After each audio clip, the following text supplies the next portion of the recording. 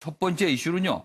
아프리카 돼지열병 확산 소식 좀 전해드리겠습니다. 첫 번째 기사입니다. 돼지열병 강화서도 확진 5번째입니다. 확진 5번째. 파주, 연천, 김포, 강화 퍼지고 있습니다. 정부 방역 라인이 뚫렸다. 이렇게 큰 제목으로 돼 있고요. 중점 관리 지역인 경기, 인천, 강원으로 확대되고 있습니다. 문제는요. 중점 관리 지역이잖아요. 그러면 굉장히 열심히 신경 쓰고 있다는 거예요. 그런데도 뚫렸다는 겁니다. 뒤늦게 전국 48시간 이동 중지 재발동했습니다. 발병 농장들의 같은 차량 드나든 것으로 확인됐고요. 이동 제한 조치 해제가 성급한 거 아니었나? 뭐 이런 지적이 좀 뒤늦게 나오고 있습니다.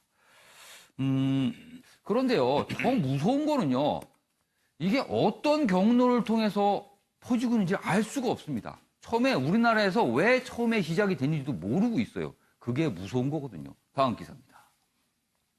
매일경제입니다. 돼지열병 수도권 북부서 확산되고 있습니다. 북한에서 유입된 거 아니냐 이런 정황이 조금씩 있습니다. 지금요. 오리무중이거든요. 기존에 알려졌던 경로하고는요. 경로를 통해서는 확인이 안 되는데 그럼 이게 도대체 어디서 온 건가? 지금 북한 혹시 아닌가 이런 얘기가 있습니다. 여기 보시면 음성이었던 김포농장 양성본보 그리고 정부 방역책에 좀 들어갔다. 지금 앞선 기사 내용 들어듣고요. 여기 보시면 지도가 그려져 있는데 숫자가 있습니다. 1, 2, 3, 4, 5.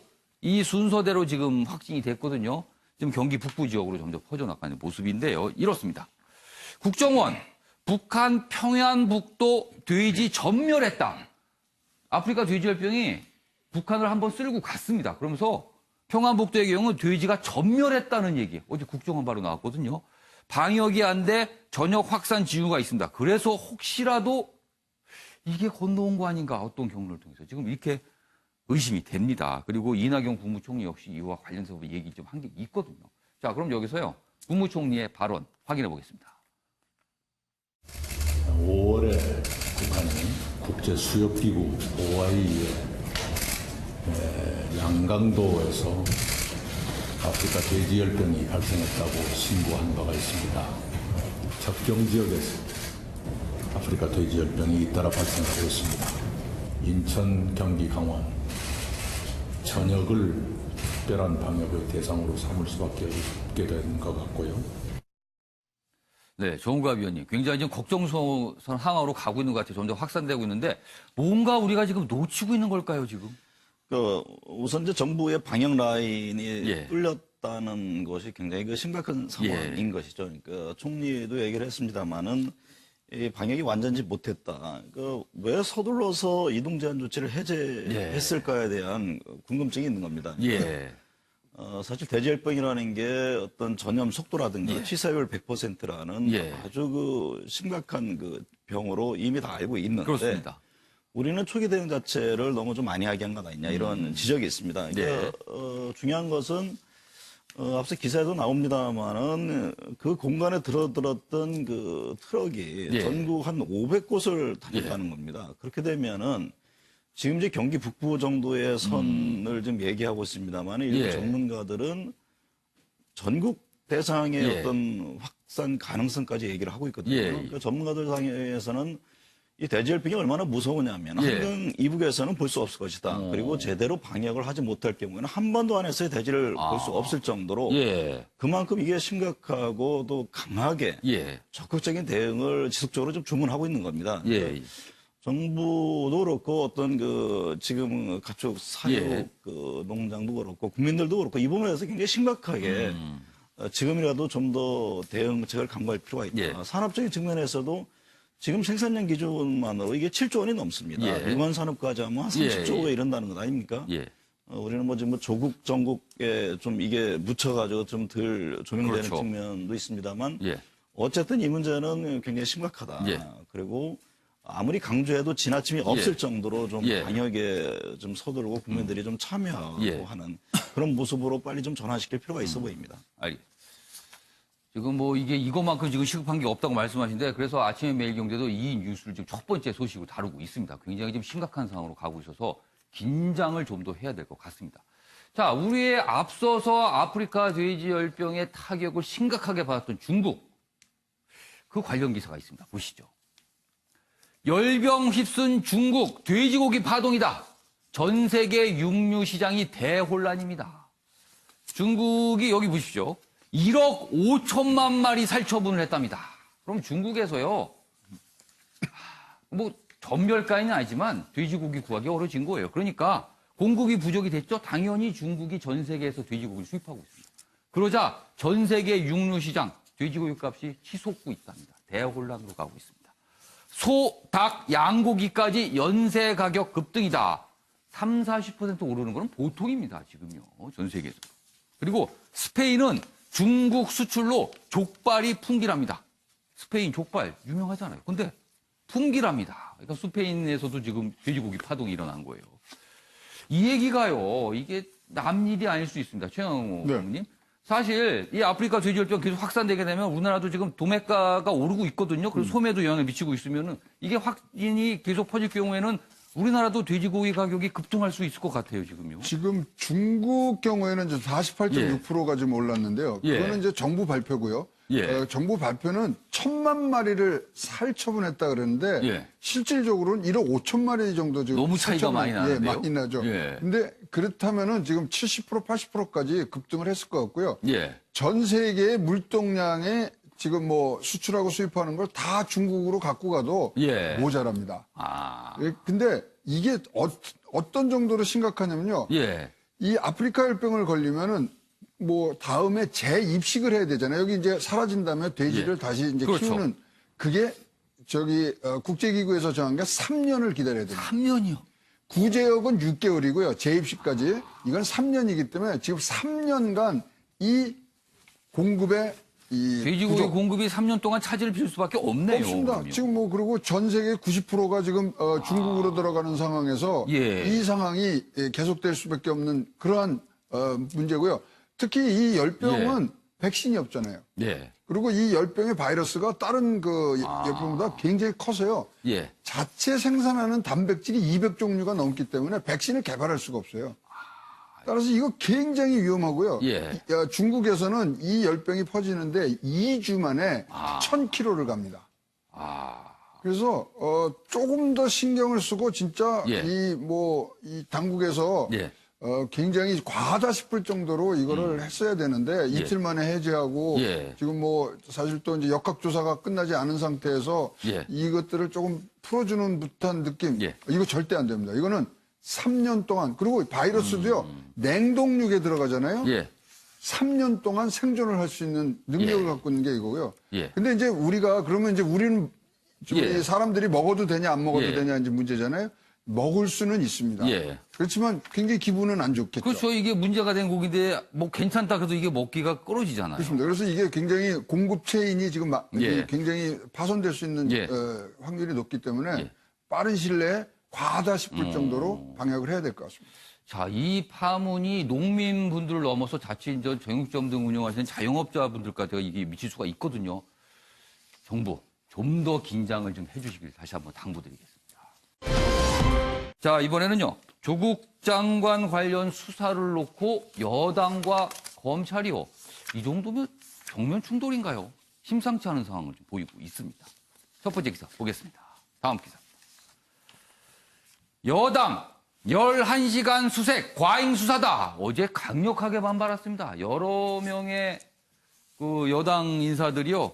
굉장히 비난을 쏟아냈죠. 그리고 그러자 검찰 11시간이라고 가족들 요구 들어드나고 지체된 것이다. 뭐 이거 빼고 저거 빼고는 시간 그렇게 많지 않다. 이런 또 설명까지 검찰이 이례적으로 합니다.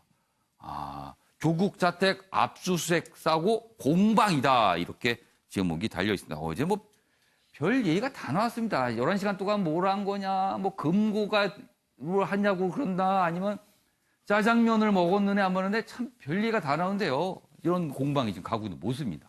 다음 기사 있습니다. 그 내용입니다. 여기 있습니다.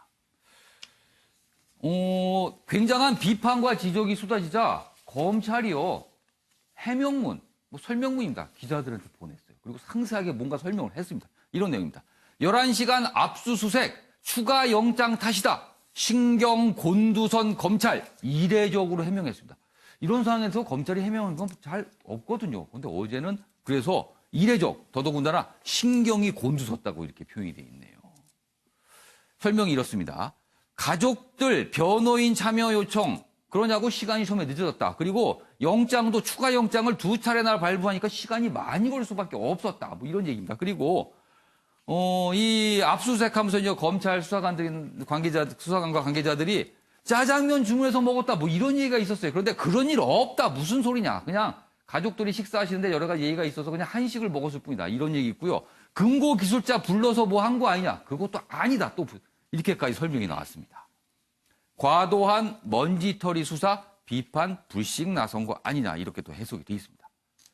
짜장면, 금고 기술자. 뭐 이런 해명이 나온 거예요. 자, 이번에는요. 여당 쪽의 움직임입니다. 보겠습니다. 여기 있습니다. 급기야 검찰 고발 입에 올린 여당이다. 민주당 휘감은 조국 위기론. 이해찬 대표, 말이 안 나오는 상황이다. 온 세상이 검찰에 의해 말려들고 있다. 그러면서 굉장히 비판합니다. 그리고 다른 의원들도 비판하죠. 일부 의원은 출구 전략 언급하기도 이렇게 돼 있고요. 검찰 고발 얘기 있습니다. 여기 보시면 이원욱 원내수석 부대표가 당 회의에서 검찰의 심각한 위법 행위를 수정하기 위해서라도 검찰의 피의사실 공표에 대한 고발을 국회 법사위 위원들을 통해 적극 검토하겠다. 뭐 이런 얘기가 있어요. 그러면은 이게 검찰을 경찰에 고발하게 되는 건가요? 뭐 하여튼 이런 묘한 상황으로 가고 있고요. 그러자 송영길 의원 기자들과 만나서 집권 여당임을, 그러니까 검찰을 고발한다는 건 집권 여당임을 포기하는 것 아니냐. 어떻게 대통령이 임명한 검찰총장에 대해서 여당이 고발을 하느냐. 이게 무슨 상황이냐. 이것도 지적을 하고 있기도 합니다. 자, 그럼 여기서요. 관련 영상 보고 이어가겠습니다. 정말로 말이 안 나오는 상황이 왔습니다. 현직 법무장관 집을 압수수색을 하는 그것도 11시간이나 걸쳐서 그런 이 사태를 보고서 좀 어이가 없습니다. 검찰의 피해 사실 공표가 아주 훨씬 더 강화되게 진행되고 있다라고 하는 겁니다. 면죄부 받은 거 아닙니다. 피해 사실 공표는 지금 현행법상으로도 수사본부준칙 개정안이 시행되지 않는다 하더라도 명백한 위법입니다. 피해 사실 공표죄에 대해서 검찰에 대한 고발을 적극적으로 검토해 보겠습니다. 네, 여당에서는 저런 비판 목소리가 있고요. 그리고 검찰은 또 어제 기자들에게 해명문을 보내서 11시간 압수수색에 대해서 아주 상세한 또 설명을, 그러니까 반박을 한 거죠. 여러 가지 비판이 있으니까. 이런 모습인데, 충돌하는 모습인가요? 이걸 어떻게 봐야 될까요? 변호무 변호사. 네. 누가 너무하는 겁니까? 여당이 너무하는 겁니까? 검찰이 너무하는 겁니까? 어떻게 보세요? 일단은 현직 법무부 장관의 예. 가족과 친지들이 수사를 받고 있는 상황에서도 여전히 직을 유지하는 것 자체를 국민들이 어떻게 보실지 상당히 좀 생각을 해봐야 되지 않을까 싶고요. 예. 더구나 집권 여당이 나서서 예. 검찰을 경찰에 고발하겠다 해서 그 수사기관 간의 충돌을 또 조장하는 측면이 있는 것도 정말 바람직한 태도는 아닌 것 같습니다. 오히려 그 정도 의혹이 많다면 일단 하차하는 게 맞는 것이지 계속 임명을 강행하고 직을 유지하게 하면서 오히려 검찰 수사가 정치적이라고 비난하는 것 자체가 지금 여당답지 못한 태도라고 보여질 것 같고요. 네. 조국 장관이 아니면 법무개혁, 사법개혁을 못한다라는 것도 좀 지나친 기우가 아닌가 싶습니다. 이미 검찰개혁 관련된 법률, 형사소송법이라든가 공수처 예. 관련 법안들은 국회에 넘어가 있습니다. 이제 국회 시간이고 국회에서 통과를 하게 되면 검찰개혁이 되는 것이고 관련 법률과 정비가 정도가 돼 있다면 굳이 조국 장관이 꼭 해야 되는 것이냐. 조국 장관밖에 그렇게 인물이 없다는 예. 말이냐. 여러 가지 생각이 들 수밖에 없는 상황인 것 같네요. 예. 형대 변호사. 사실 지금 검찰 수사, 검찰총장이 직접적으로 네네. 보고 있다고 봐야겠죠. 그래서 비판이 사실은 윤석열 검찰총장에 향하고 있는데, 얼마 전에 사실은 검찰총장 임명 당시에는 청와대는 물론 여당 내에서도 적임자다. 그리고 굉장한 좋은 평가가 있으면서 나왔어요. 근데 지금은 많이 바뀌었잖아요. 그럼 여당으로서 지금 어떤 생각을 하고 있는 걸까요? 기본적으로요. 아마 수사라는 게 우리가 필요성과 상당성 얘기를 하는데 예. 한마디로 얘기하면 우리 수사를 이제 외과 수술에 많이 비유하죠. 그래서 위암이라 진단했으면 이제 위를 절개해서 암세포가 있으면 뭐 예. 절개를 하는 것이고 아니면 이제 어쨌든 맞춰야 되는데 예.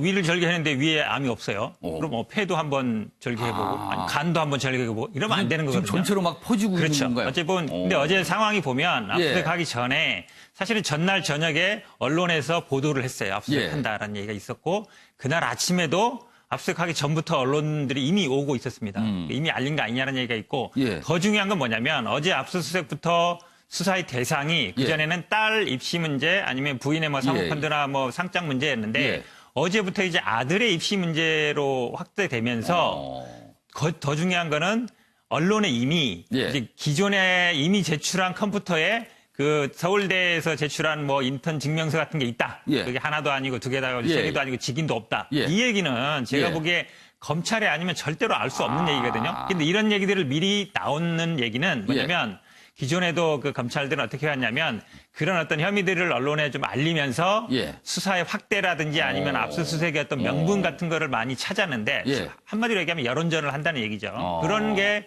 똑같이 보였다는 거죠, 어제.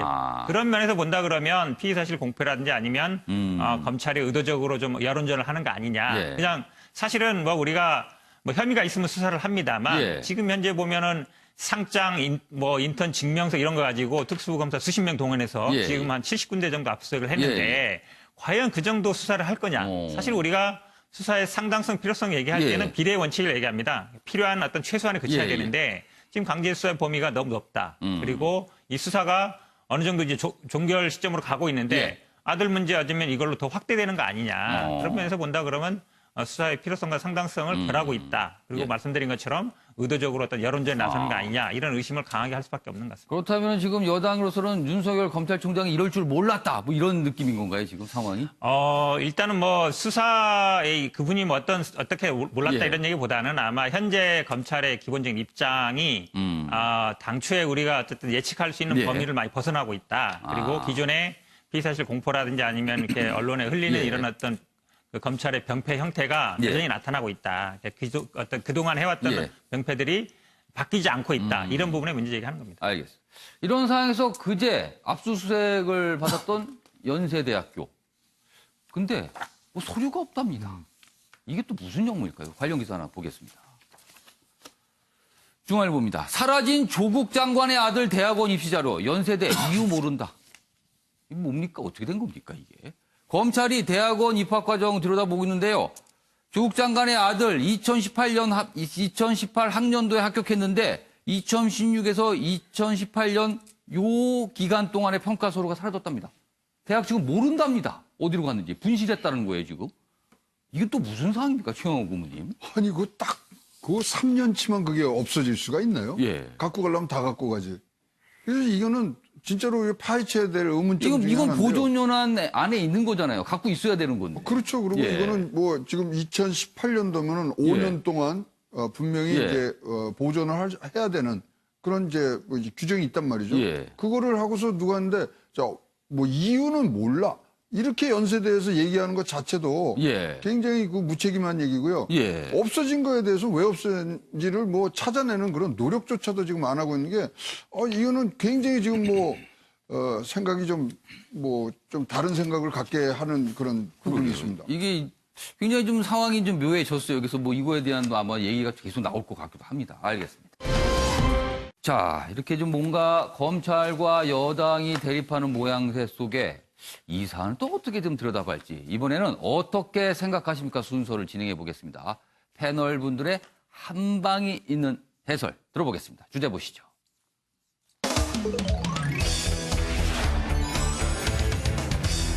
오늘 어떻게 생각하십니까의 주인공은 유시민 노무현재단 이사장입니다. 유튜브 방송에서요. 검찰을 굉장히 좀 비판했는데 이런 얘기가 있습니다. 검찰 장난에 대비한 것이다. 뭐 여러 가지 얘기가 있는데 이 상황을 좀 어떻게 봐야 할지 제가 기사를 좀 소개하는 동안 네 분께서는 좀 의견을 좀 적어주시기 바랍니다. 자, 첫 번째 기사입니다. 유시민 이사장, 정경심, 조국 장관의 부인입니다. 정경심 PC 반출은 증거 인멸이 아닌 증거 보존용이다. 이런 설명이 있었어요. 그러다 법조계, 이게 무슨 궤변인가 이런 겁니다. 여기 보면 유시민, 윤석열 조국 임명되기 전 대통령의 뭔가 보고하려고 시도. 검사의 정도 벗어나 정치 뛰어들었다. 뭐 이런 비판 내놨습니다. 몇 가지 지금 뭐 주장을 내놨어요. 근데 여기 좀 소개해 드리겠습니다. 이런 내용입니다. 이제 유시민 이사장이 한 말이에요. 정경심 씨가 검찰 압수수색 전에 컴퓨터를 반출해 증거인멸 의혹에 휩싸인 것과 관련해 증거인멸이 아니라 증거를 지키기 위한 것이다. 검찰이 압수수색해 장난칠 경우를 대비해 동양대 컴퓨터, 집 컴퓨터를 복제하려 반출한 것이다. 검찰이 이제 압수수색에 장난칠 거다. 그러니까 검찰에 대한 엄청난 불신인 거예요. 검찰은 뭐 이거 어떻게 되는 겁니까? 그러면은 이게. 그리고요, 여기도 있습니다. 그리고 아랫부분입니다. 검찰이 이제 정경심 씨를 사문서 위조 혐의로 이제 기소했죠. 그 기소한 걸 두고선 허위 공문서 작성이라고 주장했습니다. 그러니까 검찰이 한 게 허위 공문서 작성이라는 거예요. 공소장을 낼 당시 공소 사실 입증 증거가 전혀 없었고 급하게 냈으면 허위 공문서 작성 아닌가? 검찰이 허위 공문서 작성을 한 거다. 검찰이 장난칠 거다. 이렇게 강한 불신을 드러냈습니다. 관련 기사 하나 더 보겠습니다. 윤석열 총장 지금이라도 수사 멈추라. 이렇게 또 얘기를 했습니다. 조국 장관 부인 영장 기각된 검찰 책임. 정상 국가라면 영장 발부 확률 0%다. 이런 주장도 내놨어요. 여기 있습니다. 그래서 저는 우리 법원을 그렇게 믿지 않는다. 원래 정상적 국가에선 발부 확률이 0%인데 저는 50%. 그러니까 조국 장관 부인의 구속영장 발부 가능성에 대해서 얘기한 거예요. 50%가 있다고 본다. 영장이 발부되면 일단 조국 패이고 영장이 기각되면 명백하게 검찰 패다. 뭐 이런 얘기까지 했습니다. 자, 그럼 여기서요. 영상으로 어떤 발언인지 확인해 보겠습니다. 내가 검찰을 확실히 믿는다면 가져가세요 하겠는데 검찰을 못 믿어요. 네. 그럼 검찰이 저 하드디스크 드라이브를 가지고 가서 저 안에 있는 데이터를 뭘 장난을 칠 가능성도 있는 거죠. 저희는 그렇게 합니다, 무조건. 변호사라면. 네. 그러니까 당연히 그거를 복제를 해둬야 되는 당연합니다. 이 복제가 그래야 나중에 혹시 검찰이 엉뚱한 걸 하면 증명할 수가 있죠. 네. 그 하드디스크 드라이브 전체를 시스템 전체를 복제해야 돼. 이미징. 그렇죠. 이게 이미징이에요. 이미징이에요. 네. 똑같이 쌍둥이를 만드는 거예요. 그래야지 그렇게 해서 가지고 있어야 대비가 가능합니다. 네, 나중에 이제 지금 공소장 변경할 거라는 언론 플레이를 또 했어요. 네, 맞습니다. 그러면 만약 공소장을 낼 당시에 그 공소 사실을 입증할 수 있는 증거도 전혀 없었고 네. 그게 아니라는 걸 알면서도 급하게 냈다면 그 공문서 허위 작성 아니에요? 그렇죠. 그게 정녕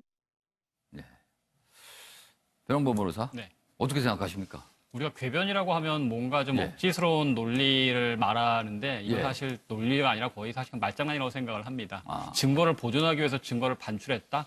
글쎄 믿을 수가 없을 것 같고요. 예. 그 최순실 씨가 최근에 한 종편사를 고소를 했었죠. 예. 태블릿 PC에 자기들의 임의로 증거를 예. 심어놓고 그걸 가지고 허위사실로 국정농단이 탄핵이 끌어왔었다. 허위사실 공표로 고소를 하겠다라고 고소를 했었습니다. 예. 최순실 씨 논리와 지금 유시민 이사장의 논리가 뭐가 다른지 전혀 모르겠거든요. 그야말로 말장난이라고 할 수밖에 없을 거고요. 예. 허위 사실로 공소장을 작성한 게 허위 공문서 작성이다. 그러면 무죄 판결을 받은 검사들은 모두 다 허위 공문서 작성죄라는 말이 되는 건데 예. 그렇잖아요. 뭐 무죄에서 입증이 됐으니까 공소장이 잘못된 거니까 예. 뭐 허위 무죄 판결은 다 허위 공문서 작성으로 검찰이 예. 처벌되는 논리밖에 안 되는 겁니다. 예. 그러니까 과거에 참 영민하셨던 분이 왜 이렇게 말장난을 하고 계신지 지나치게 진영 논리에 함몰되셔가지고 전혀 공감할 수 없는 말들을 하고 계시는 것 같습니다. 알겠습니다. 자, 정우갑 위원님께서는 지금 이 상황을 좀 어떻게 보세요? 그 유이상 언급에 대해서 제가 동의하지는 않습니다만 예. 그런 뭐 주장을 할 수도 있다고 봅니다. 그러니까 지금 얘기하고 있는 예. 요지는 지금 예. 한 달여 70여 차례 압수수색을 하고 있는데 예. 이해 전 대표가 말이 안 되는 상황이라고 했습니다만 그건 이제 여당뿐만 아니라 검찰 일각에서도 그런 예. 상황으로 인식하는 측면이 있다고 보여집니다.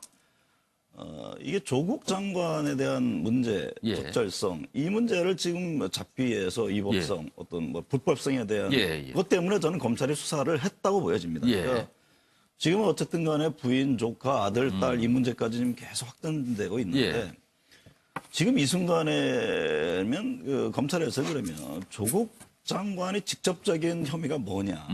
이게 증거를 통해서 뭔가 좀 드러날 때가 된 건 예. 아니야라는 촉구를 하고 있는 것이죠. 예. 그러니까 주변의 여러 정황과 예. 어떤 도덕성, 이게 뭐 반칙 특권, 거기까지 국민들 오케이. 그러면 직접적으로 그렇게 어마어마한 수사 인력을 동원해서 예. 인사청문회 직전에 그렇게 수색을 했을 때는 뭔가 구체적인 혐의증이 자신이 있을 텐데 예. 지금 검찰 입장은 도대체 뭐냐. 아. 증거를 통해서 이제는 좀 드러내놓고 A가 됐든 B가 됐든 예. 가부간에 지금 얘기를 해줘야 되는 건 아니냐. 라는 그 메시지를 저는 담고 그런 메시지, 있는 그런 것이 답답함의 표현일 것이다. 표현이 아니냐. 저는 그렇게 그렇게 좀 해석을 해주셨어요. 자, 유시민 이사장의 발언 영상이 좀 더 있습니다. 좀 더 확인해보고 이어가겠습니다. 정경심 교수에 대해서 네. 구속영장을 청구하리라고 봐요. 영장을 친다. 예. 네. 기각될 확률과 발부될 확률이 반반쯤 된다고 보고요. 네. 조작도 잘해요. 유서대필 이런 거 조작해내고 막 그러잖아요. 그 검사들이 그냥 있어요. 네. 그래서 원래 정상적인 국가에서라면 0%예요. 발부될 확률이. 네. 근데 50% 있다고 봐요. 영장이 기각되면 책임을 져야 돼요. 네. 이 국정농단 수사보다 더 많은 수사 인력을 가지고 한 달 반 동안 70군데 가깝게 압수수색을 하고 이렇게 했는데 영장이 기각될 정도로 이 수사 결과밖에 못 냈다 하면 최초의 판단이 잘못된 거잖아요. 그렇죠. 수사 과정도 잘못됐고. 예, 그렇게 해서 발부가 되면 이제 조국패. 일단 이렇게 된다고 자기들은 생각을 하죠. 네. 영장이 기각되면 검찰 패죠. 패죠. 네. 명백하게 이거는 지금이고 나중. 네, 뭐 저런 얘기 아까 뭐 신문에도 소개를 좀 해드렸습니다. 자, 최영호 고문님. 네. 아니, 망가진 유심칩 이렇게 쓰셨네요. 예, 전화기에 유심칩을 이전화기에 끼면은 되고 전화기에 예. 끼면 되고 어떤 가치관의 이 동일함이 있어야 되는데 예. 좀 그것이 망가진 거 아니냐. 작가로서의 공상력과 창의력 굉장히 좋으신데요. 예. 자, 이분이 어떤 분이냐면 예. 동양대 총장한테 전화해서 정 교수한테 유리한 증언해달라고 부탁하신 분이에요. 근데 지금 와선 본인은 검찰을 그냥 또 상황 알아보려고 전화했다고 해명을 했잖아요. 그러니까 상상력은 굉장히 하고 말주변은 좋으신 것 같은데 예. 이렇게 전화기에 따라서 자기의 상황에 따라서 다른 얘기를 하면은 그거는 전화기의 가장 핵심인 예. 유심칩이 이것은 망가진 거다. 저 그렇게밖에 표현을 못하겠습니다. 유심칩이 망가진 거다. 이렇게 또 표현을 하셨네요. 뭔가 좀 비유 같기도 합니다, 지금요. 네. 자, 현구대 변호사는 지금 상황 어떻게 보세요? 뭐 아까 이제 뭐 허위 공문서 작성죄 이건 아마 예. 법률적인 지식이 약간 뭐 부족하셔서 그런 것 같은데요. 예. 저는 근데 충분히 있을 수는 있다고 봅니다. 왜냐하면 저도 사실은 수사를 받고 뭐 압수수색 당할 것 같으면 예. 중요한 장부라든지 이런 거는 카피를 해주십시오 이렇게 합니다. 왜냐하면 원본을 다 가져가 버리거든요. 업무가 안 돼요. 예. 일이 안 될 정도입니다. 컴퓨터도 예. 마찬가지입니다. 컴퓨터도 마찬가지라서 예. 사실 중요한 서류들 또 금방 돌려주지 않습니다. 수사 끝나야 돌려주거든요. 또 쉽게 예. 돌려주지도 않아요. 어. 몇 년 동안 사실 업무가 마비되는 경우가 많아서 예. 일단 제가 보기에는 그리고 디지털 증거 같은 경우는 이게 항상 원본이냐 아니냐 다툼이 됩니다. 원래 있던 거냐 아니냐. 그렇게 본다 그러면 그런 차원에서 카피해 놓을 수 있다. 그리고 업무 연속성 차원도 있습니다. 본인이 하던 일을 계속할 필요도 있는 것이고. 그래서 불가능한 얘기는 아니다. 왜냐하면 예전에 우리가 그 서울시 간첩단 사건도 있는 것처럼 증거를 검찰이 무조건 우리가 사실은 예. 중국 영사관에 보냈던 서류도 나중에 중국에서 보내지 않았다 그랬잖아요. 예. 그런 일이 있었단 말이에요. 그게 사실은 몇십 년 전 얘기가 아니에요. 불과 몇 년 전 얘기입니다. 예. 그런 일도 있기 때문에 어쨌든 본인의 방어를 위해서는 할 수 있는 건 최대한 해놓는 게 맞다. 저는 예. 충분히 가능한 얘기라고 봅니다. 그래서 있을 수 있는 일이다. 보니까 네 분 오늘 어떻게 생각하면서 답변이요. 조금씩 결이 다르네요. 그러니까 어느 정도 스펙트럼이 좀 있는 것 같기도 한데, 변환범 변호사께 요즘을 좀 추가 드릴게요. 최근에 사실 유시민 이사장은 글쎄요.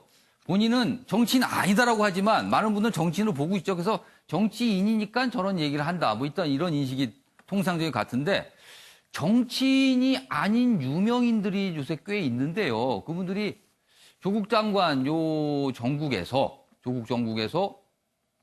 한쪽을 두둔하거나 아니면 비난하는 이런 목소리를 내고 있거든요, 지금. 뭐 유명인들이 있습니다. 지금 아마 네 분께서도 떠오르시는 분들이 꽤 있을 텐데 사실은 그래서 그런 분들이 어떤 목소리가 영향력이 사실 있거든요. 그런데 오히려 더 갈증을 좀 증폭시키고 있는 거 아니냐, 그런 분들께서. 그보다 이제 이런 그 지적이 있습니다, 지금. 그러한 담론에 이제 하나의 허점을 보게 되면은 예. 뭔가 자신의 논리가 아니라 진영에 빠져서 예. 그저 무조건 우리 편, 남의 편으로 가르고 있는 것 같습니다. 예. 자신과 의견이 다르다면 무조건 나쁜 사람으로 치부하는 거거든요. 최근에도 공지영 작가가 진중권 교수가 이제 뭐 다른 얘기를 했다 그래가지고 상당히 예. 좀 험한 말씀을 하셨잖아요. 그 오히려 예전에는 같은 진영이었고 절친하셨던 분들이셨는데 예. 어느 사건에 있어서 결례를 달리했다고 해가지고 그냥 무조건 당신은 틀렸다, 당신은 나쁘다라고 얘기하는 건 정상적인 토론을 거부하는 것 같습니다. 왜 그 사람이 그렇게 생각을 했는지 물어보지도 않고 그냥 우리 편은 지켜야 되니까라는 논리가 팽배한 것 같아서 진영 논리가 너무 극대화된 것 같아서 좀 안타까운 생각이 많이 드네요. 최영호 고문님께서는 어떻게 보세요? 그런 유명인들이 뭔가 지금 이 종교 어떻게 보면은 글쎄요, 이게 좀 정리를 하는 게 아니라 오히려 좀 더 이게 좀 확대를 시키는 것 같거든요, 전선을. 여의도 정치의 능력 예. 부족이거든요. 예. 거기서 모든 문제가 용광로처럼 다 들어와서 해결이 돼야 되는데 예. 그거 싸움만 하고 있으니까 옆에 훈수꾼들이 모이기 시작하는 거죠. 예. 이제 정치의 가장 기본이 서로 설득하고 서로 대화하는 거 아닙니까? 그것을 아주 극한 대결로 갖고 가는 여의도. 예. 그러면 바라보는 사람들은 옆에서 훈수 두기 시작하고 예. 그 사람들 뭐 싸우는 것보다 그 사람들이 보는 훈수에 대해서 국민들은 더 관심을 갖게 되고 여의도 정치의 무능력과 지금 예. 부재가 끌고 오는 그 제3자의 정치 참여라고 보여집니다. 알겠습니다. 예, 형규택 변호사. 짧게 말씀드리면요. 아마 저는 사실은 모든 언론이라든지 이런 부분들이 대부분 검찰발 뉴스를 거의 그대로 보도하고 있습니다. 그러니까 수사 상황을 거의 보도하고 있어서 저는 예. 이게 기울어진 운동장이라고 봅니다. 여론 조성 자체가 한 9대1 정도도 안 되는 구도기 때문에 검찰도 사실은 비판을 받을 수 있거든요. 예. 신성 불가침이 아닙니다. 그런 예. 어떤 목소리의 아주 작은 목소리의 일부라고 보고 있습니다. 그러니까 약간 기울어진 상황에 대해서 약간 좀 조정을 하는 거다. 이렇게 좀 그 역할이 있다고 보시는 거네요, 지금. 네네. 형규택 변호사는. 알겠습니다. 자, 이 내용 용도하고요. 오늘부터 사흘간 제20회 세계 지식 포럼이 열립니다. 서울 장충 아레나와 신라 호텔에서 나오거든요.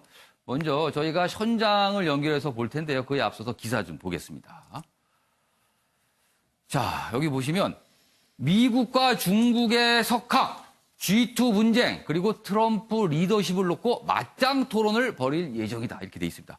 여기 보면 석학들 소개가 돼 있습니다. 보시면 니얼 퍼거슨 하버드대 교수. 이분은 경제사, 뭐 이런 걸 굉장히 유명하신 분이죠. 그리고 림프이 베이징대 국가발전연구원 교수, 그리고 밥 우드워드, 워싱턴 포스트 부편집인, 굉장히 유명한 기자입니다. 그리고 데이비드 어반 미국 전쟁기념위원회 의장, 그다음에 누리엘 루빈이 뉴욕대 교수. 이런 많은 분들이 맞짱 토론, 미중과 관련된 맞짱 토론 한다는 내용이에요. 그리고 여기 내용 좀 더 있습니다. 올해 제20회 세계시폰 주제가 이렇습니다. 여기 있습니다. 지식혁명 5.0입니다. 지식혁명 5.0. 이래서 앞으로 전 세계가 어떻게 흘러갈 것인가 이런 걸 분석했거든요. 여기 보시면 이렇습니다. 경제 석학들이 G2 무역 전쟁 내용을 분석할 예정입니다. 그리고 뭐 워터게이트 등 바브드워드 이렇게 돼 있습니다. 자, 그럼 여기서요. 세계 지식 포럼 현장 연결하겠습니다. 보시죠. 여러분을 환영합니다. 저는 본 포럼의 사회를 맡은 NBN 김희경 기자입니다. 지금부터 개회식을 시작하도록 하겠습니다. 먼저 집행위원장이신 매경미디어그룹 장대한 회장님의 개회사를 듣도록 하겠습니다. 회장님을 큰 박수로 맞이해 주시기 바랍니다.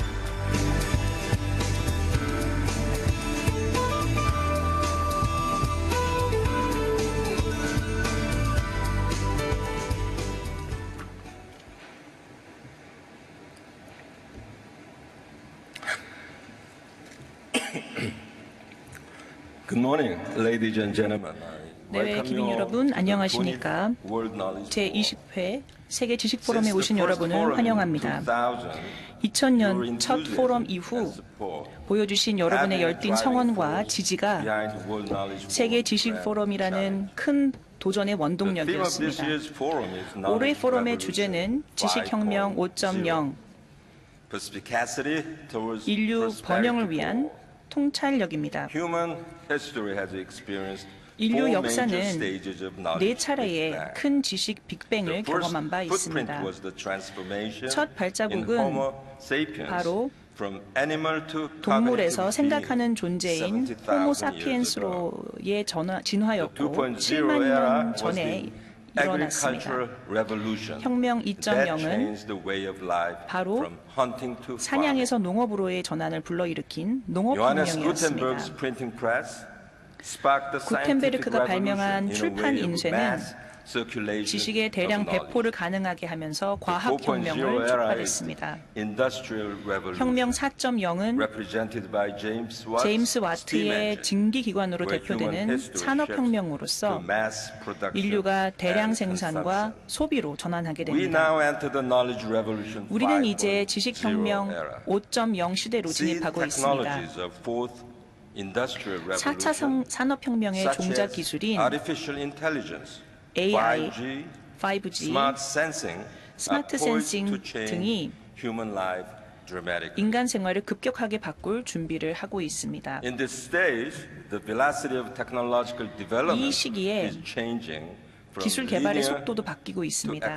선형적이었던 기술 개발의 속도가 폭발적으로 바뀌고 있습니다. AI와 양자 컴퓨팅 기술이 함께 사용이 되면서 데이터 분석에 들어가는 시간도 크게 줄어들 것입니다. 미국 화가 르네 마그리트는 아직 깨어나지 않은 알을 보고 새를 그렸다고 합니다. 이렇듯 우리 역시 새로운 기술을 통해 통찰력을 얻어내고 그를 통해 인간 번영과 조화롭게 살아갈 수 있는 방법을 찾아야 합니다. 바로 이것이 5.0 시대의 시대 정신이기도 합니다. 하지만 영상에서 보셨다시피 G2 국가는 경제와 안보에 불안한 헤게모니 전쟁에 빠져 있는 것이 현재의 상황입니다. 그 연쇄작용으로 인해서 WTO 체계는 현재 붕괴 직전에 몰려 있습니다. 하드 브렉시트까지 더해지면 세계 무역 질서는 문자 그대로 대혼란에 빠질 것입니다. 한국과 일본 역시 관계 악화를 경험하고 있습니다. 7월 이후 일본의 대한국 수출 규제는 양국 경제 및 안보 동맹을 흔들고 있습니다.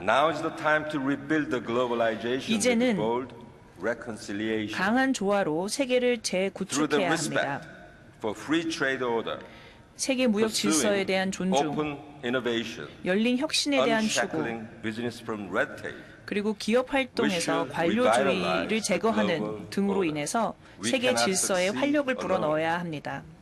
단독으로 성공할 수는 없습니다.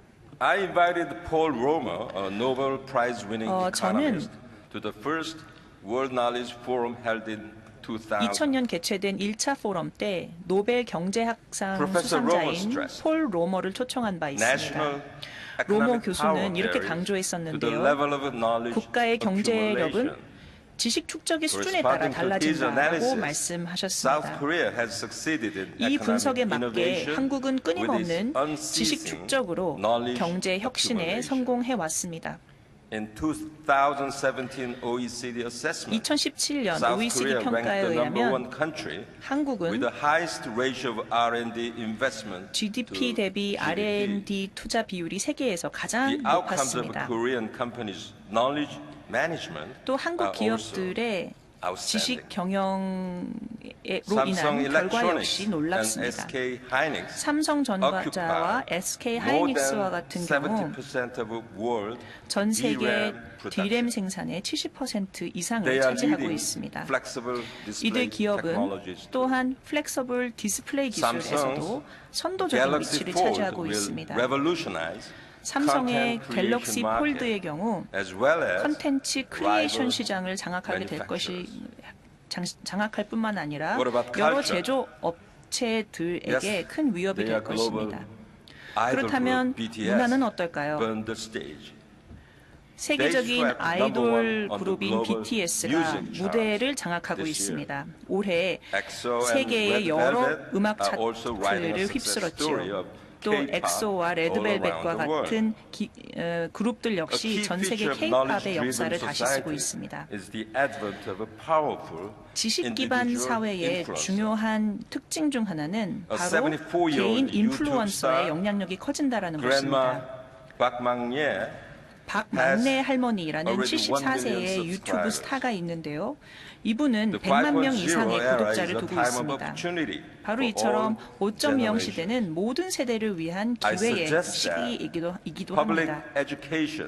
저는 공공교육이 바로 이와 같은 창의적인 시대에 있어서 더 큰 책임을 가져야 된다고 생각합니다. 30%의 미국 학생이 활용을 하고 있는 code.org는 코딩 교육이 뿌리를 내리고 있는 대표적인 사례가 되고 있습니다.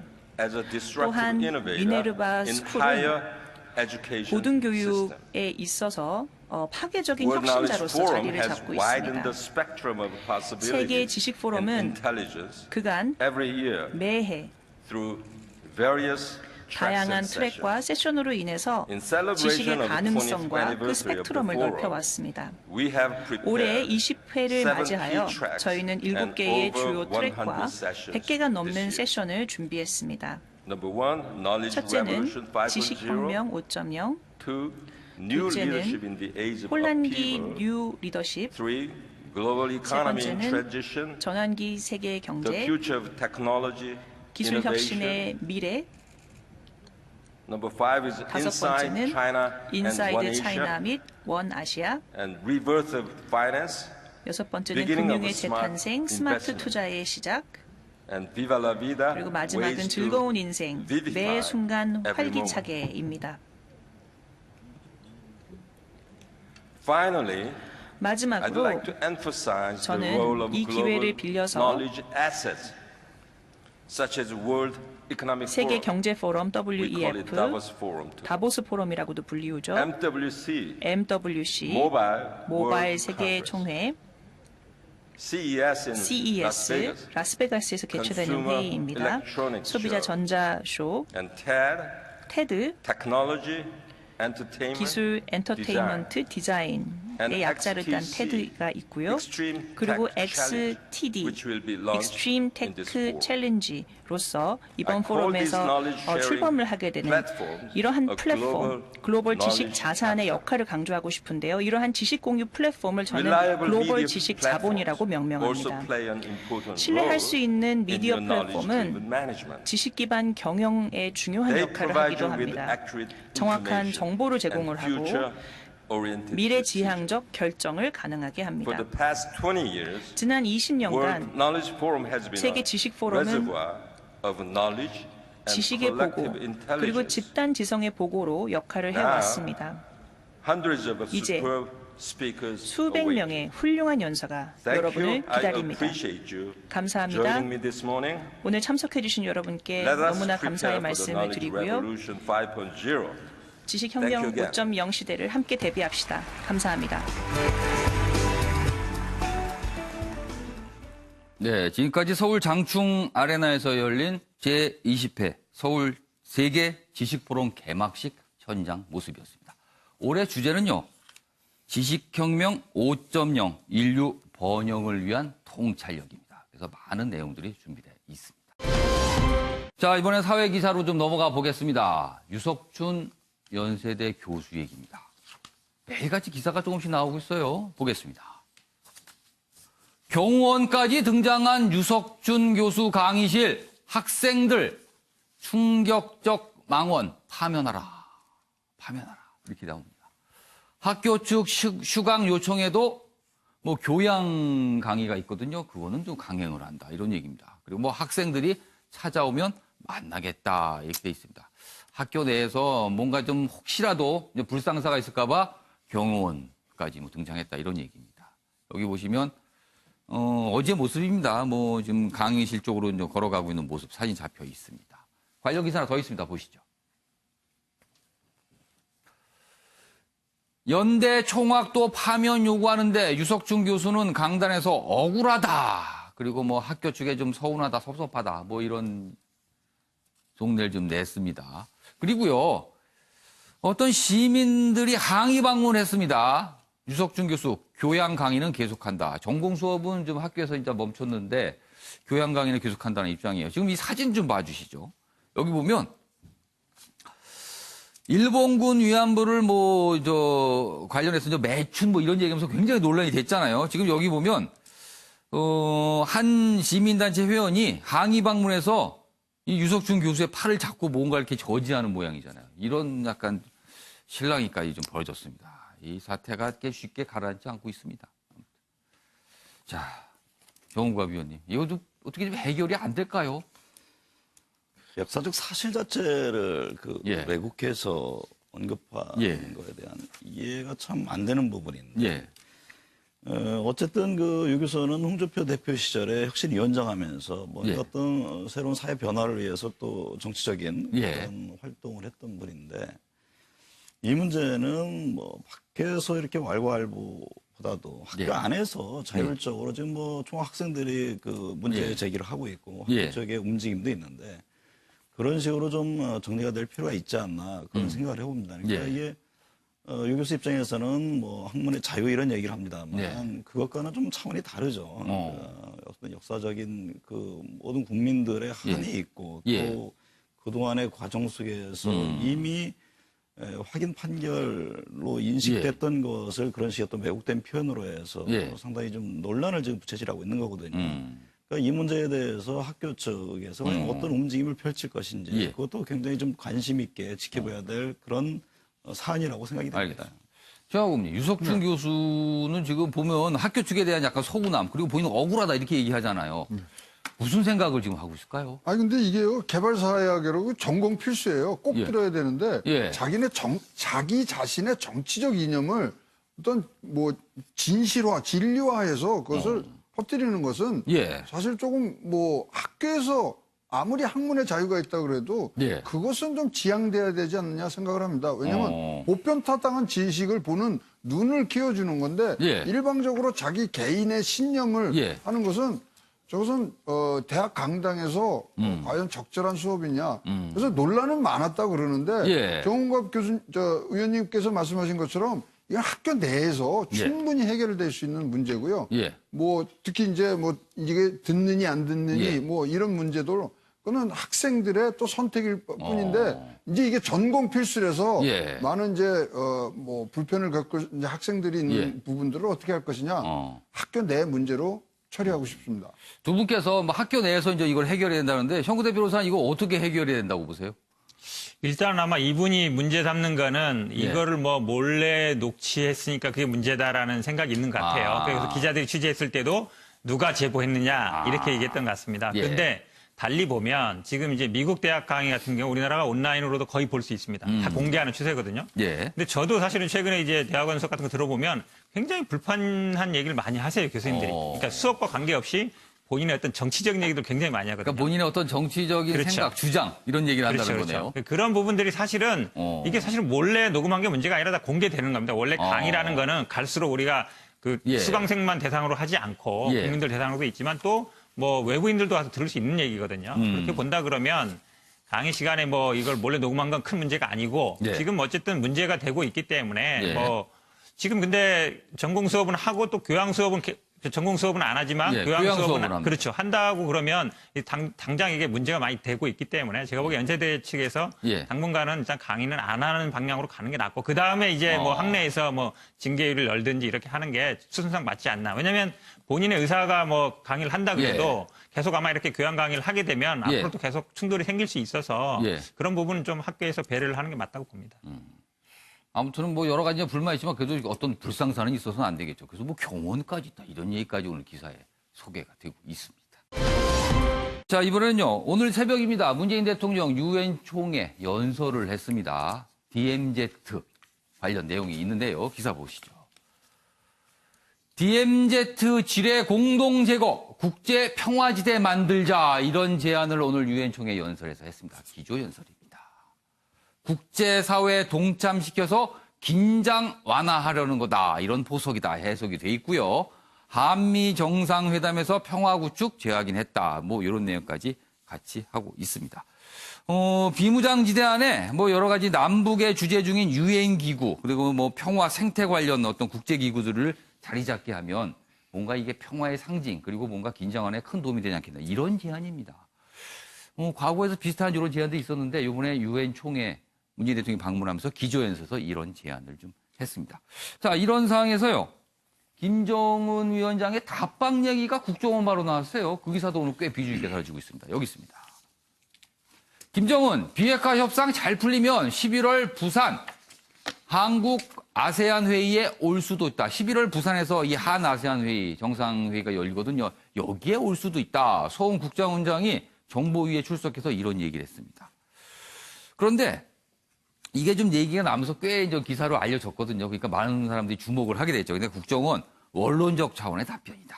그래서 잘 풀리면 올 수 있다. 뭐 이렇게 좀 해석해 달라는 거예요. 많은 어떤 언론들은 이제 이 아랫부분 올 수 있다. 이 부분을 강조하니까 국정원이 조금 부담이 될 수도 있을 것 같아요. 이렇게 설명이 돼서. 그래서 잘 풀리면 올 수 있다. 뭐 그래서 원론적 차원으로 좀 이해해 달라. 이런 얘기도 좀 있었습니다. 자, 그럼 여기서요. 문재인 대통령의 기조연설 그리고 어제 국회에서 나왔던 설명 연속해서 들어보겠습니다. 평화연구, 평화유지, 군비통제, 신뢰구축 활동의 중심지가 된다면 명실공히 국제적인 평화지대가 될 수 있을 것입니다. 지뢰 제거의 투명성과 안정성을 보장할 뿐 아니라 비무장지대를 단숨에 국제적 협력지대로 만들어낼 것입니다. 김정은 답방에 대해서 올 11월에 부산에서 한 아세안 특별 정상회담에 참석 여부를 저희가 물었습니다. 그랬더니 그 국정원에서는 아마 비핵화 협상 진행이 어떻게 되는지에 따라서 그 부산에 오지 않겠나 이렇게 보고 있다. 이렇게. 네, 문재인 대통령이 제안한 DMZ 국제평화지대로 만들자. 그리고 김정은 위원장이 11월에 부산에 온다. 비핵화 협상이 잘 풀리면 전제가 있습니다, 분명. 정우갑 위원님. 네. 가능성 어떻게 보세요? 그 말 그대로죠. 그러니까 비핵화 협상이 잘 풀릴 경우에는 올 가능성이 있는 것이죠. 그러니까 지금 전체적인 그 분위기는 또 새롭게 전개되고 있는 측면이 있습니다. 그러니까 북미 정상 간의 실무회담이 조만간 열릴 것이고 어제 트럼프 대통령도 얘기했습니다만 3차 북미 간의 정상회담을 예고를 하고 있거든요.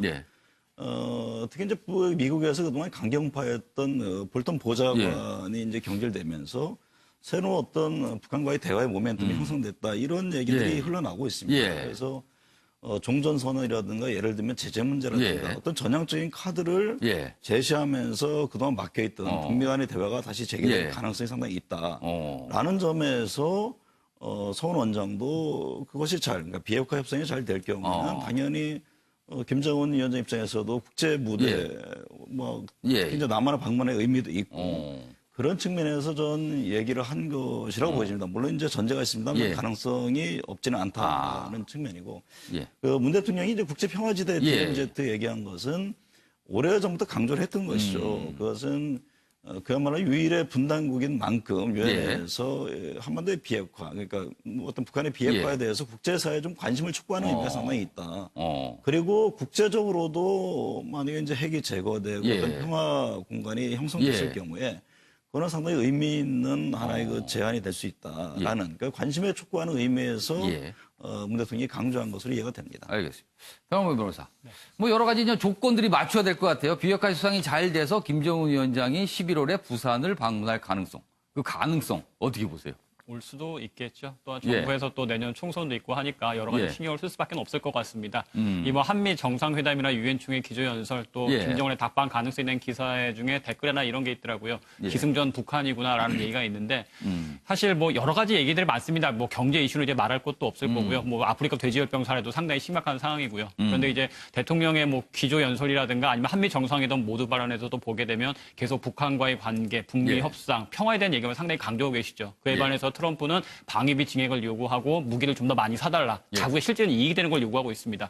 우리도 좀 실질적인 얘기를 해야 될 텐데 계속 언제까지 이렇게 기승전 북한, 평화 얘기만 하실 것인지 조금 아쉬운 감이 좀 있네요. 자, 이런 상황에서 앞서서 어제죠. 한미 정상회담이 열렸습니다. 뭐 내용은 다 알려졌는데요. 그 형식을 놓고 트럼프 대통령 특유의 약간 그런 자랑 또는 남의 답변 좀 가로채는 모습, 뭐 이거 또 나타났거든요. 그래서 그 얘기 좀 잠깐 해보겠습니다. 기자 질문 17개, 트럼프가 독식, 결례 아니냐 이런 지적이 있답니다.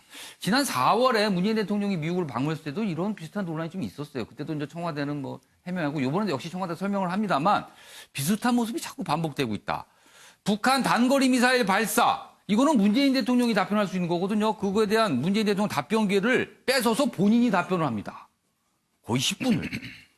그래서 또 뭐 제재를 군사행동으로 잘못 알아듣기도 했다. 뭐 이런 얘기까지 있습니다.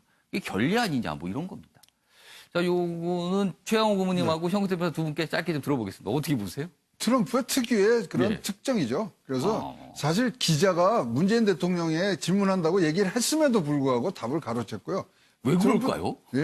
트럼프 대통령은 예. 모든 것 중심에 자기가 있어야 되고 자기가 주제를 끌고 가야 되고 자기가 답변해야 되는. 사실 모두 발언의 상당 부분은 본인에 대한 자랑이었어요. 또. 그렇죠. 그다음에 예. 지금 뭐 계속 유엔 그 주변에서 나오는 게 트럼프 대통령의 노벨 평화상 도전 이런 부분이기 때문에 지금 그 분위기 띄우는 차원에서라도 지금 모든 거를 자기가 평화상 그리고 그다음에 재선 뭐 이런 건 거예요 지금. 이제 그리고요 대선은 항상 우리가 무슨 이런 북핵 문제가 중요할 것 같지만 사실 대선은요 미국 내 문제로 해결이 됩니다. 그렇기 때문에 올해 뭔가 북한에 대해서는 획을 긋고 가야 되는 부분 이런 것들이 이제 뭐 복합적으로 돼서 특유의 그런 트럼프 이 독식 그런 부분들이 나온 거 아닌가. 다른 나라 정상과 같이 있으면 이렇게 주거니 받거니 해야 되는데 그냥 본인이 다 얘기를 합니다. 그냥 한참을 질문 혼자서 다 하셔야 돼요.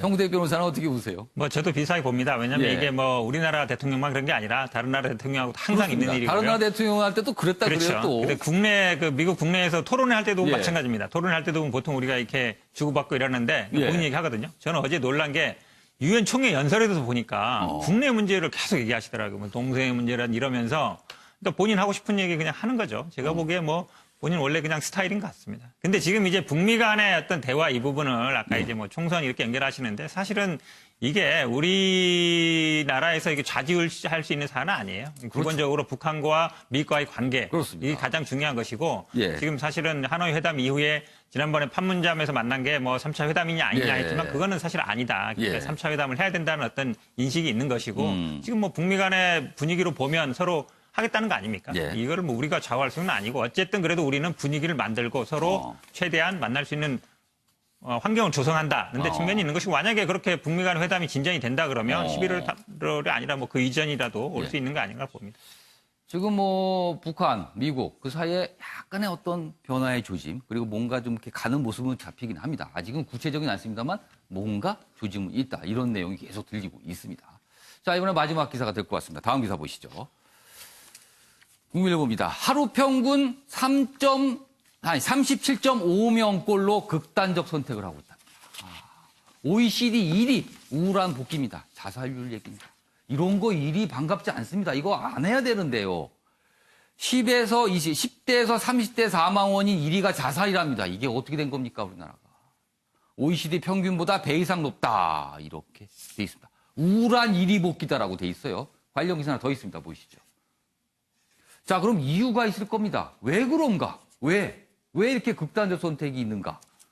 4년간 줄었던 극단적 선택, 지난해 9.7% 늘었다. 불안과 베르테르 효과 탓이다. 젊은 베르테르의 슬픔, 뭐 그 소리잖아요. 그러니까 유명인의 극단적 선택을 모방해서 역시 따라간다는 거예요. 이 베르테르 효과 탓도 있다. 뭐 이렇게 분석이 돼 있습니다. 인구 10만 명당 자살률이 24명에서 27명. 그러면서 OECD 1위가 됐답니다. 정부, 작년에 유명인 극단 선택 많았다. 전문가들은 실업, 그러니까 불황이죠. 살기 어려워진 거예요. 그리고 분노 사회 영향 탓 아니냐. 뭔가 대책 써야 된다. 이런 지적이 좀 나오고 있습니다. 최양호 고문님, 어떻게 해야 될까요, 이거? 분석해 보면 자기가 인생에 겪는 4가지의 큰 이 스트레스가 있답니다. 뭐 직장이라든가 자기 뭐 경제적 문제 이런데 거기에 대해서 사실 교육이 가장 제일 좋은 예방책이거든요. 그래서 지금 여기서 예방 예산 300억으로 늘려라 그래야만 우리가 2020년까지 우리가 자살률을 17명까지 내릴 수 있는 토대를 갑니다. 방어를 하기 위해서 뭐 다른 거 만든 것보다 예방 교육 제일 필요합니다. 알겠습니다. 여기 기사 보시면 지난해 극단적 선택을 한 경우가요. 13,670명입니다. 너무나 안타까운 일들이. 알겠습니다. 자, 다음은 김유진 아나운서가 전하는 이슈컷입니다. 보시죠. 이슈들을 사진으로 살펴보는 시간 이슈컷입니다. 첫 번째 이슈 태그는 위조 지폐입니다. 최근 기존의 식별법으론 가려내기 어려울 정도의 정교한 위조 지폐가 발견됐습니다. 홀로그램은 물론 신사임당의 모습까지 복제한 건데요. 모두 흐릿한 쪽이 위조 지폐입니다. 게다가 발견 당시 이미 해진 상태라 대량 생산과 유통도 의심된다고 하는데요. 이렇게 기술의 발전이 문제인 경우도 있네요. 두 번째 이슈 태그는 환경소녀입니다. 결계에 찬 표정으로 마이크 앞에 선 이 소녀, 스웨덴의 16살 환경운동가 그레타 툰베리입니다. 현재 시간 23일 뉴욕에서 열린 유엔 기후행동 정상회의에서 연설을 했는데요. 툰베리는 자신은 지금 단상위가 아닌 학교에 있었어야 한다며 환경 문제의 아니란 세계 지도자들을 강도 높게 비판했습니다. 소녀 연사를 귀엽게만 보던 참석자들, 장례는 이내 엄숙해졌단 후문입니다. 마지막 이슈 태그는 데미 무어입니다.